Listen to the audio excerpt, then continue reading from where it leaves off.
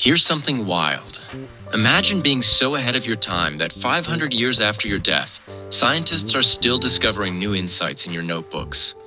That's Leonardo da Vinci, and his story is even more fascinating than most people realize.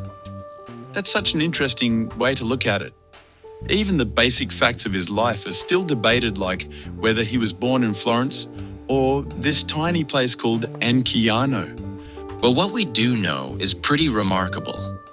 Born in 1452 as an illegitimate son, he managed to become one of the most influential figures in history. By age 15, he was already making waves in the art world. You know what fascinates me most?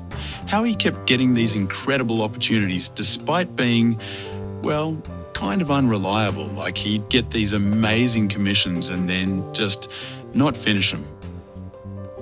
That's actually a really important point.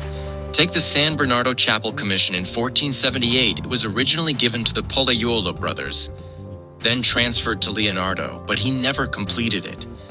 It's like his mind was moving too fast for his hands to keep up. So what do you think was going on there? Was he just easily distracted, or was there something deeper? Well, looking at his notebooks, it seems like he was constantly pursuing multiple interests simultaneously. While working on The Last Supper, he was also studying aerodynamics and submarine navigation. It's like he couldn't help but see connections between everything.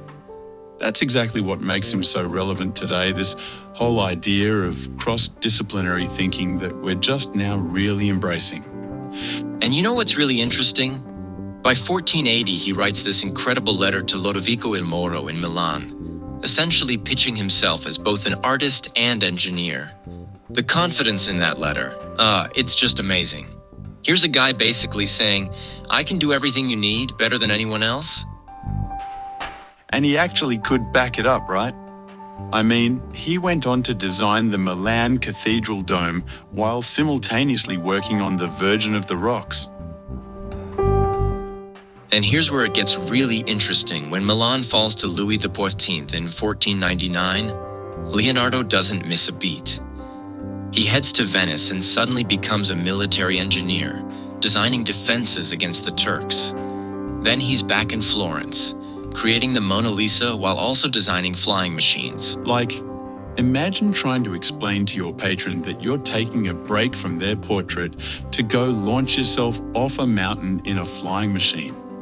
You know what's really poignant, though?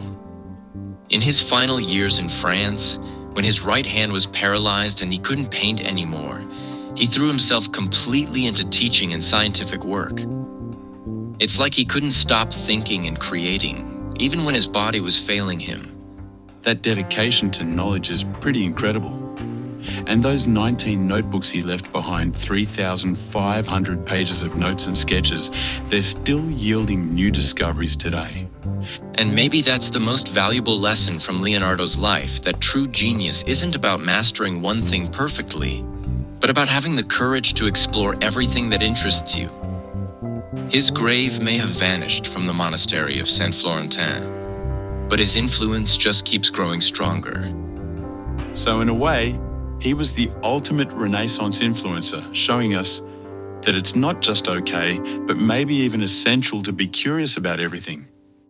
In today's world of hyperspecialization, Leonardo reminds us that some of the most important breakthroughs happen when we dare to cross boundaries and make unexpected connections. That's probably why we're still talking about him 500 years later.